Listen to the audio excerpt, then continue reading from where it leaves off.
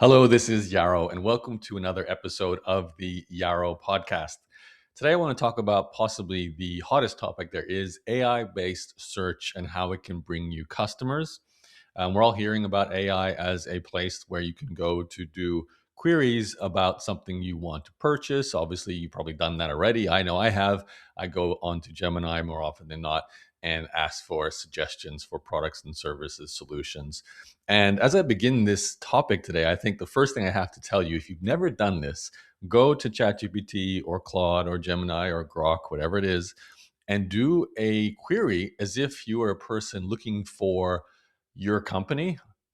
Obviously, it has to be a query that's general. Don't put your company name in or your name in, but I'm looking for an agency that does this, or I need someone to help me do that, and see what answers the AI give you, and then have a conversation with it. Maybe guide it with some clarifying questions that people commonly ask about whatever it is you sell, the product or service, and see what suggestions, what competitors, because I guarantee you it will bring up your competitors as suggestions, and see, A, are you even in there, and B, where how does it describe you? Like, what is the uh, explanation in terms of strengths, weaknesses, what makes you different, why choose you versus those competitors? That's something I did with a friend the other day.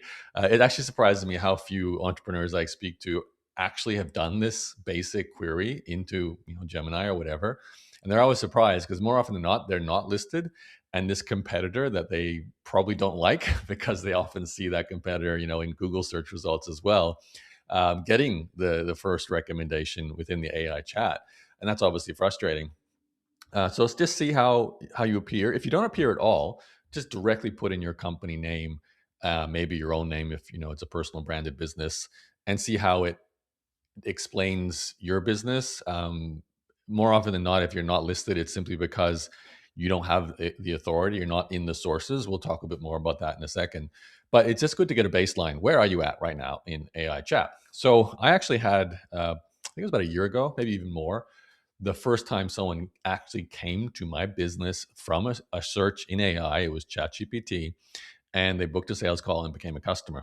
And that was eye opening. Now, ChatGPT was already a phenomenon; it had probably been out for a good year or so. That was the first time someone filled out the sales call form and said, "ChatGPT is how I found you." And since then, we've had several ChatGPT and several Grok people come through. I suspect we've had some Gemini people too, but that's kind of within Google, so it tends to be the same thing. Sometimes people even forget. I have people put in Google, and then I ask them on the sales call, and they say, "Oh yeah, actually, it started with a conversation on Grok." That happened the other day. So what was mind blowing the first time this happened was just to understand what the person did. And it's rare for a person to give you a very detailed answer. I had one person go back to their chat history and tell me exactly what they asked, and how that conversation led to finding my agency in this case, which was eye opening in itself, but it made sense. They had in our case, my company Inbox Done does email management. Now we have executive assistants, and they went searching specifically for an assistant to do email management. Nowadays, you have to clarify not an AI assistant, you want a human based assistant. But whatever the case, because we have spent years building up our Google rankings, those indicators also have helped us be reasonably dominant within AI based chat as well. So that's obviously the first piece of advice I can give you if you're not getting any kind of representation within AI based chat, is to work on your authority, which means work on getting your website referenced in places that are not your website.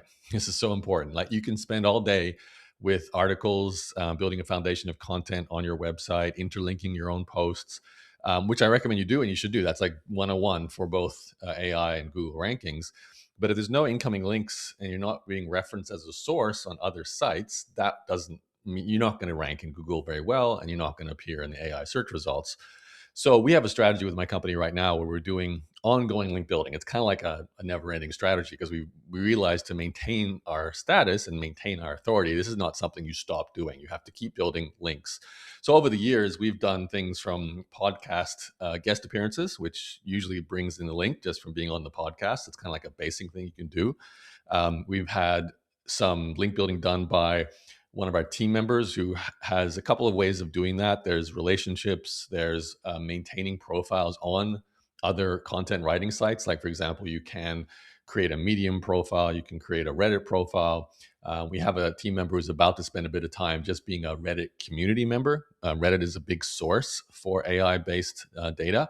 So making sure, for example, if someone goes to Reddit and says, "Hey, I'm looking for a company that does this, this, and this," and you want to make sure you're in that discussion somewhere. And also, equally important is making sure that if there's a list of, say, top 10 companies for this problem to be solved, you're one of those top 10. So, one of the ways you can get out there and, potentially enhance your chances of showing up is to make sure if someone does write a comparison article, your business and your company name, or maybe your name if you're a personal brand, appears in that. Now, all of this is hard because it's not under your control. Some of it you can control, like you can go make a Reddit profile and start leaving comments and replying and interacting. You can create a Medium profile and start writing there. And there's a bunch of other sites like that where you can do that. You can hire services. There's link building services that will start building links as well. And then you can do PR, essentially. That's what like podcast guesting is. You're going out there and getting coverage for your company, your brand, your name. And that all naturally lends itself to getting links. One of the things I did was actually maintain a profile on a website called Indie Hackers. And that's helpful because straight away you just create a page on Indie Hackers where you can post articles and just, basically track the progress of your business and contribute content to their community. And that also means you can link back to your own website. Now, these things are simple. They're, I guess, lower hanging fruit opportunities. They take a bit of work because you do have to create content for other sites. But there's nothing stopping you. There's no like payment gateway. There's no person you have to convince to write about you, which is like a journalist would have to do normally. But one thing that happened is, as thanks to my contributions to Indie Hackers as a just general contributor, one of the authors of their main website, so they have like a homepage where they publish content that's direct from their team.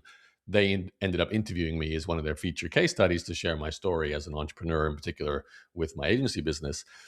So that led to getting a link from their homepage, a more authoritative link. So, and I can count many, many times I've done this. Now, on top of that, if you are like me and you've maintained a blog over your life, I have a blog that's my personal brand, and that's where I have sold my coaching services from. I can write articles there linking to my other projects. And that's been a real helping hand because I spent quite a bit of time on my blog in the early days growing its authority because it used to get a lot of traffic from Google. I say used to because it barely gets much now, but it still has a level of authority. So when I launch a project, like when I first started my agency, that's how we built our initial authority. Right now, we're still doing that. So we still publish on my website, my blog, as well as our own website. And we now have a third website, which is a different landing page for our company, but it has its own domain name. So it's like our own little linking cluster we've got now with our three websites, my blog, our two company pages. And then every time I start a new project, for example, Patrick AI, I can link to that. I can write content about it and I can immediately give it a boost. So whatever content I start to publish there, it'll start increasing. So, as a more robust strategy, starting a third party blog, which can be a just plain useful content website where you can publish comparison articles, create a list of 10 companies that provide a solution, make sure your company's in there. That's a good reference point for AI. AI loves comparison articles. So there's things like that you can do, all the way up to like hardcore PR, where you're just trying to get really big mainstream press coverage, interviews, guest posts, guest articles, getting on podcasts. This is the sort of thing where you kind of have to keep doing it. But it is quite important as a content marketing strategy. I remember when that lead came through from ChatGPT, it just showed up and it was organic and it was much like Google and I didn't pay any money for it. And that was great. It was a customer for free, not really for free because I'd done all this content marketing work, but it didn't cost me a paid click, so to speak. And that was powerful. Now, just a little bit of stats. I don't know how I can't really verify these stats. No one can. This is sort of industry data that's being circulated by people who, keep up with this. But I don't think anyone truly knows the real stats. But it's being reported that right now, Google's search volume has only decreased maybe 5%. It's mostly plateauing, where AI-based search for products and services is about 10 to 15% the volume of Google.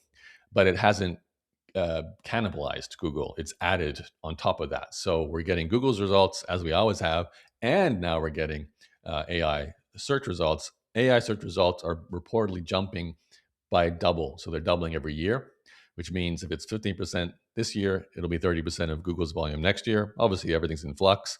Google might start to notice a greater increase over time, or maybe not. Maybe this is just the pie getting bigger. So more people are searching both Google and AI search. Now, it gets a bit confusing too because Google is embedding Gemini based results, so AI search results in its organic search results. So that's a bit of a, cross pollination of the data, I'm sure. But regardless, what you do to get Google search results is so similar to what you do to get AI, with one caveat.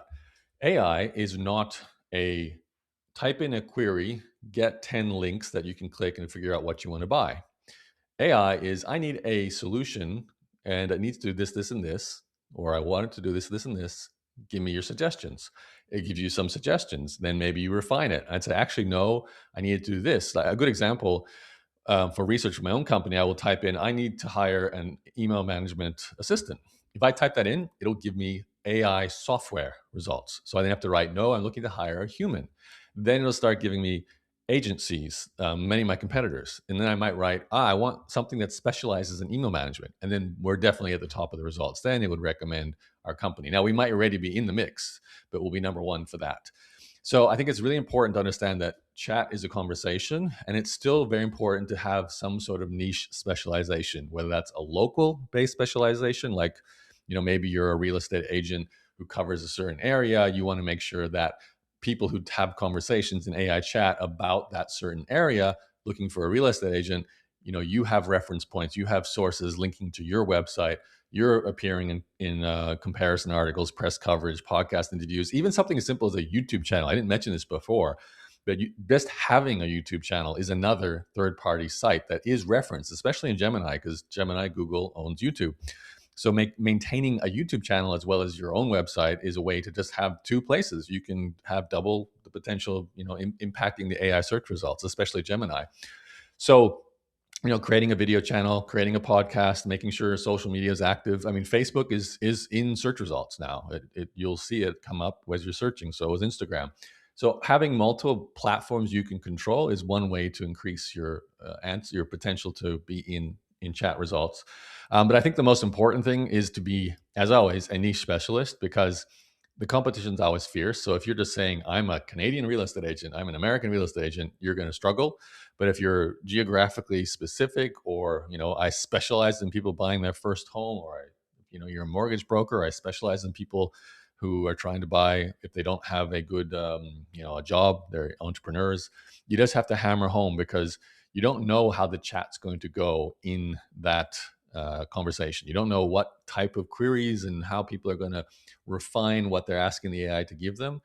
And if you're very clear on what makes you different and special, and that is a clear thing that people need, then yes, you're not going to be the first choice in a broad AI chat, but you'll be the first choice in this specific one. And that's what you want. You want the AI to say, this company or this person is the number one for this specific thing. So I'm a real estate agent who covers Vancouver, and I help people buy if they don't have employment history.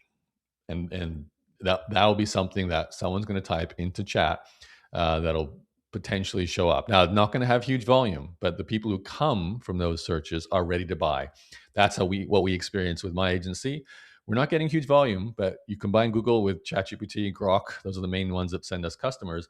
Those are high intent, ready to purchase people, because they have clarified what they're looking for, to the point where the chat itself has created a trust mechanism. It's basically believes that Gemini or Grok or whatever is surfacing this company as the best solution. It's almost like eliminating the research process. That was the research process. The chat convinces them to trust this company as the top choice. Now, it's not necessarily 100% all you need. Good website, good marketing materials, good sales call, case studies, all the things you need as a business are necessary. But the chat is very powerful for trust building. I'd say actually more powerful than, say, a Google search, because with the chat, it feels like you're talking to a person who's then recommending this company as the best. And that's not how it feels like with a good old fashioned Google search. Okay, I'm going to end it there. If you are looking to do more content marketing, and this is something, as what I talked about today, is relevant to you, I do coaching on content marketing in particular. So if you're looking to generate more leads and just get on top of your content marketing for your business, and you'd like someone to help you strategize a plan, you can head to insidegrowth.com and book a call with me. Happy to talk to you. Would love to see what situation you're in. I'd prefer, obviously, if you already are clear on what your business is about, what your specialty is. It makes it so much easier for both of us. If you're not sure, just head to insidegrowth.com, book a call with me. Happy to talk more. But I'll end it there. Thank you for listening. This is Yarrow. I'll talk to you on a future episode of the Yarrow podcast.